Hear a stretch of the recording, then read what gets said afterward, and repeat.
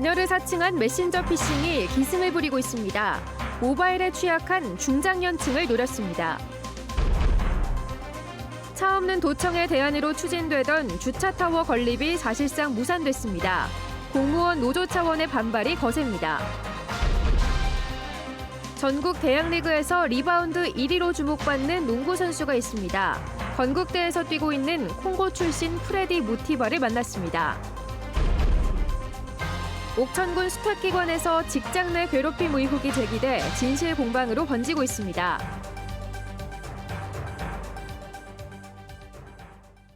시청자 여러분 안녕하십니까? 계속해서 충북 소식입니다.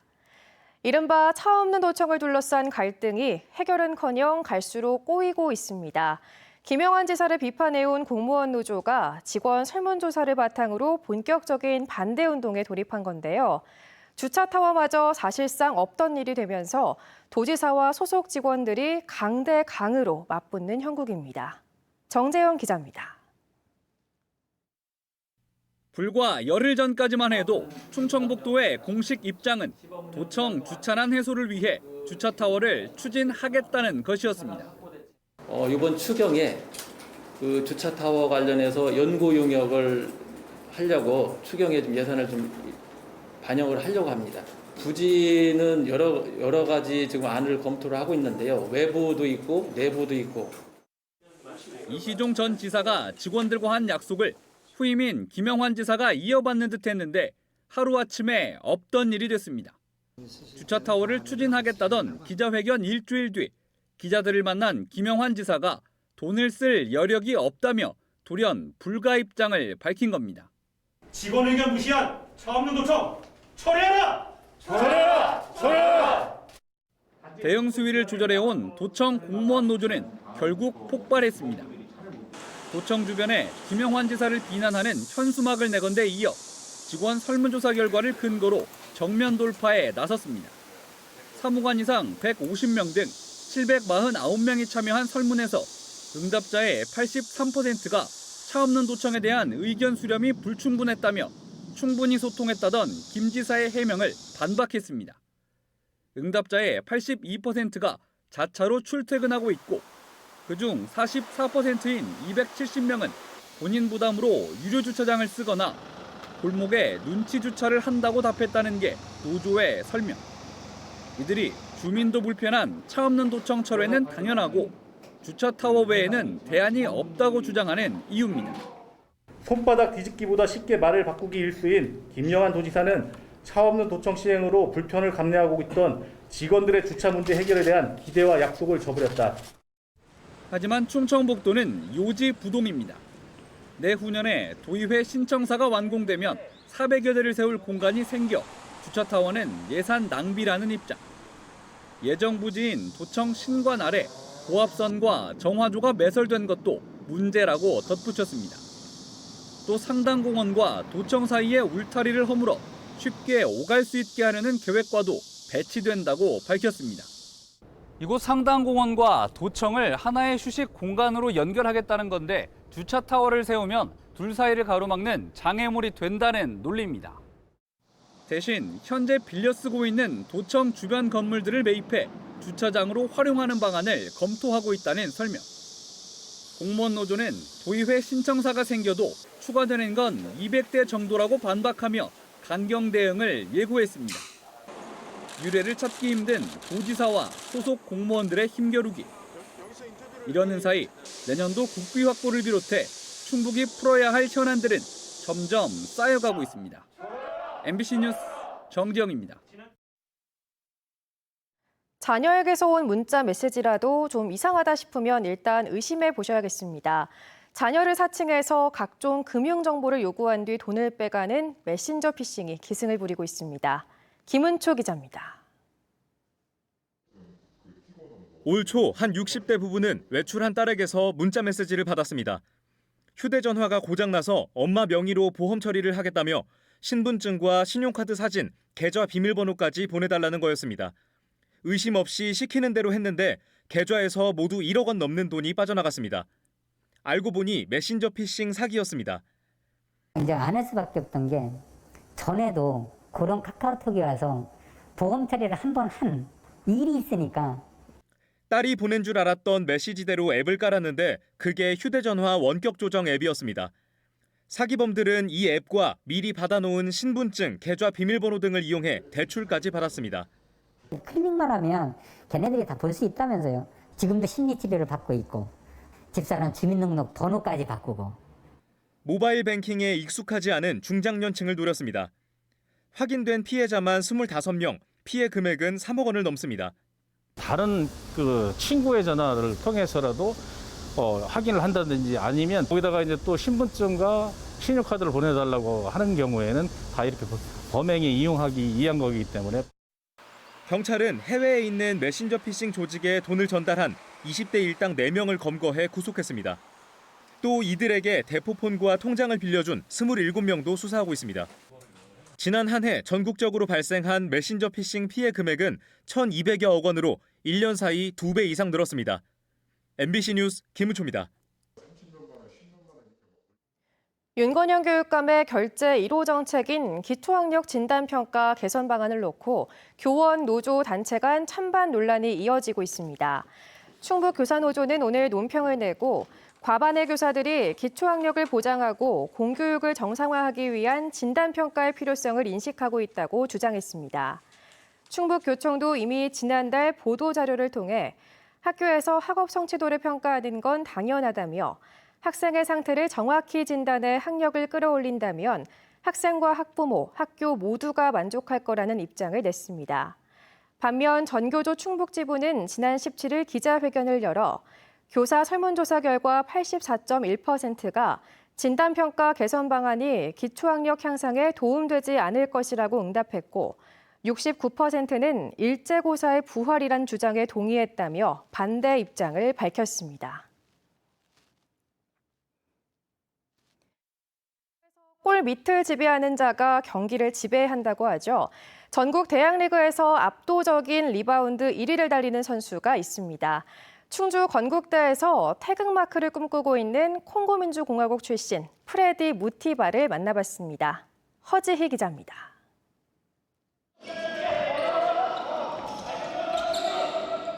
상대 링 밑에서 공을 뺏고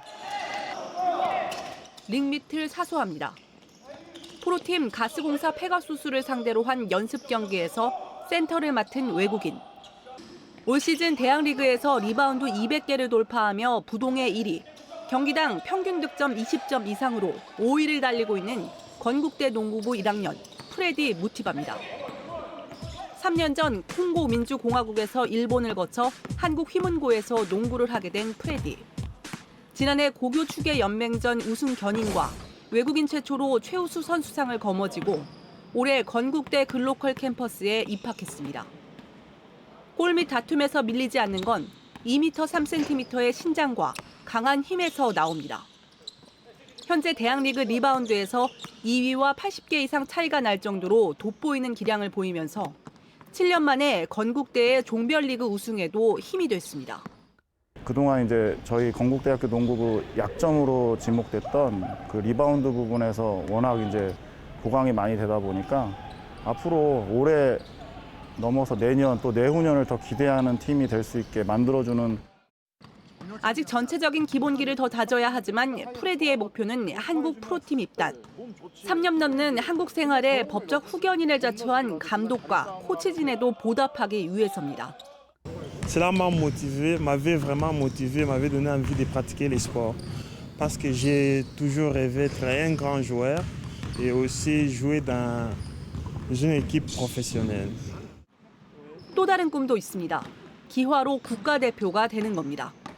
Et ce que j'essaie de faire, c'est apprendre la langue coréenne et la culture coréenne aussi. 국가대표에서 기화 선수의 자리는 한 명. 프레디의 기화 도전은 한국 거주 5년 차가 되는 대학 3학년부터 가능해집니다. 좋은 선수가 될게요. 파이팅! MBC 뉴스 허지입니다. 옥천군의 한 수탁기관에서 직장 내 괴롭힘 의혹이 제기됐습니다. 참다 못한 직원들이 줄줄이 퇴사하면서 이 갈등이 표면화됐지만 기관의 대표는 직원들의 근무 태만이 문제라고 반박하며 진실 공방을 벌이고 있습니다. 이채연 기자입니다. 옥천군의 한 수탁기관에 근무하던 남성은 지난 5월 갑자기 자택 대기 발령 조치를 받았습니다. 차량 운행을 담당했는데 넉 달치 운행 일지를 분실했다는 게 이유였습니다. 일지 관리가 부실하다며 감봉 2개월의 징계까지 받았습니다. 제출을 했는데 이제 서류가 이제 없다고 하니까 그래서 저는 그 부분도 너무 이해가 안 가요. 지난달 퇴사한 또 다른 직원은 업무가 과중하다고 호소했다가 오히려 경위서 제출을 요구받았습니다. 승자시키는 업무를 모두 해야 되고 그걸 거절하면 명령불복종이며 그건 이제 다른 데서 징계감이다. 야간 수당이 없어요. 집에서 따로 다시 업무를 할 정도로. 외근할 때는 휴대폰에 기록된 GPS 동선을 모두 제출해야 했습니다. 그런데도 너희 나가서 일을 안 했다는 말을 들었어요. 그래서 근거를 더 가져와라. 수탁기관은 말도 안 되는 주장이라고 반박했습니다. 법률 대리인을 통해 직원 근무 기강을 바로잡는 과정에서 발생한 반발이었다며 기자회견 내용을 일축했습니다. 참다 못한 전현직 직원들이 공개 기자회견을 갖고 감독기관의 조사를 촉구했습니다. 직장 내 괴롭힘 철저한 관리감독 촉구한다. 고용노동부는 직장 내 괴롭힘을 조사해달라는 진정서가 접수됨에 따라 정식 조사에 착수했습니다. MBC 뉴스 이채연입니다. 이범석 청주시장의 공약을 이행하기 위해서는 4조 7천억 원이 넘는 예산이 필요한 것으로 나타났습니다. 청주시는 시장직 인수위원회와 공약이행 시민평가위원회가 확정한 40대 공약 88개 이행 과제를 분석한 결과 국비 2조 4,614억 원을 포함해 모두 4조 7,521억 원이 들 것으로 집계했습니다.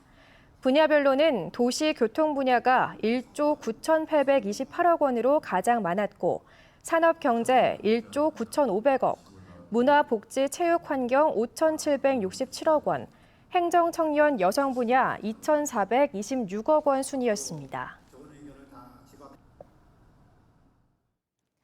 식자재 가격이 크게 오름에 따라 청주 지역 아동센터의 급식비가 인상됩니다.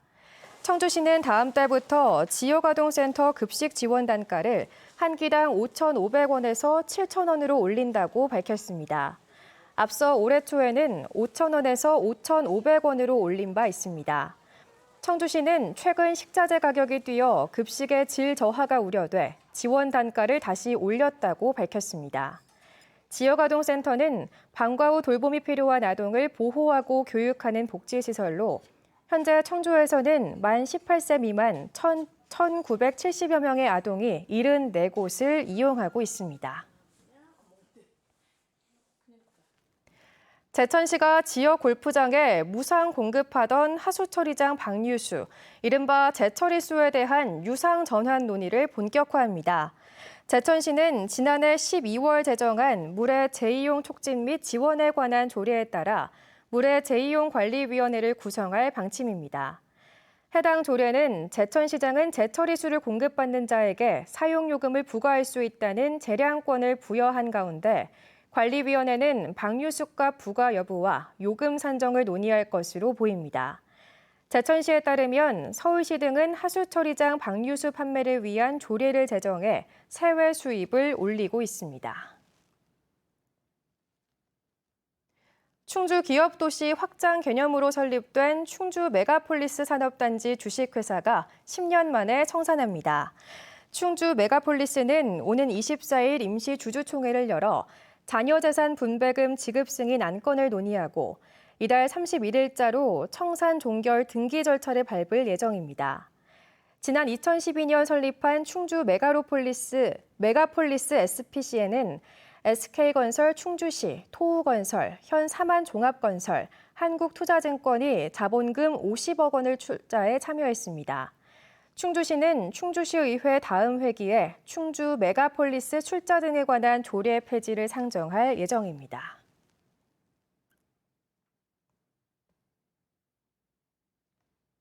(2022년) 을지연습이 오늘부터 시작됨에 따라 충청북도도 비상대비 훈련에 돌입했습니다. 한미연합 군사연습과 연계해 오는 25일까지 실시되는 이번 을지연습에서는 국가 비상사태가 발생했을 때 국민의 생명과 재산을 보호하기 위한 국가 차원의 비상대비 계획을 검증하고 보완합니다. 충북에서는 올해 을지연습에 시군구 이상의 행정기관과 공공기관단체, 중점관리 대상업체 등 147곳에서 13,000여 명이 참여합니다. 특히 청주공항에서는 최근 북한의 미사일 발사 위협과 테러 양상을 반영해 국가 중요시설 피해 복구 훈련으로 드론 테러 대응 훈련을 실시합니다. 을지연습은 그동안 코로나19 대응으로 축소 시행돼 왔으나 올해는 국가위기 관리와 총력전 대응 역량을 점검하는 데 목표를 두고 실시됩니다. 코로나19 확진자 감소와 지난 4월 사회적 거리 두기 전면 해제로 국내 여행 수요가 늘면서 청주공항의 상반기 국내선 여객 증가폭이 가장 큰 것으로 나타났습니다. 국토교통부가 밝힌 청주공항의 상반기 여객 실적은 78만 4천여 명으로 지난해 같은 기간 58만 6천여 명보다 33.6% 증가했습니다. 이는 제주와 김포, 김해공항에 이어 네 번째로 많은 여객 실적이지만 증가폭은 제주공항의 23.6%보다 앞섰습니다. 청주를 거점으로 한 에어로케이도 청주공항 이용객의 22.6%에 불과했지만 상반기 증감률은 67.1%로 국내 항공사 가운데 가장 큰 증가폭을 보였습니다. 물가 안정 분위기 조성을 위해 충북도 내 자치단체 공무원들이 착한 가격 업소 이용에 나섭니다. 충청북도는 앞으로 한 달간 도와 시군 공무원들을 대상으로 공직자 착한 가격 업소 이용 주간을 운영해 주 1회 이상 점심시간에 청사 인근 착한 가격 업소를 이용한다고 밝혔습니다. 원재료값이 올라 착한 가격 유지에 어려움을 겪고 있는 업소들을 돕고 도민들의 관심도 유도하기 위한 것이라고 충청북도는 설명했습니다. 이 밖에 물가 안정에 중요한 역할을 하는 착한 가격업소 지원 방안을 마련해 다양한 업종의 소상공인이 새로 가입할 수 있도록 유도할 계획입니다. 현재 도내 착한 가격업소는 외식업과 이미용업, 세탁업 등의 286곳입니다. 충주 고용노동지청이 추석을 앞두고 임금 체불을 집중 지도합니다. 충주 고용노동지청은 다음 달 8일까지 4대 보험료 체납과 임금 체불 신고 2회 이상, 공사금액 50억 원 미만 건설 현장 등 임금 체불 고위험 사업장을 대상으로 사전 지도를 실시합니다. 야간과 휴일에 발생하는 긴급 임금 체불에 신속 대응하기 위한 근로감독관 비상근무와 체불 청산 기동반도 편성해 현장에 즉시 출동한다는 방침입니다. 충북 소식 마칩니다. 시청해주신 여러분 고맙습니다.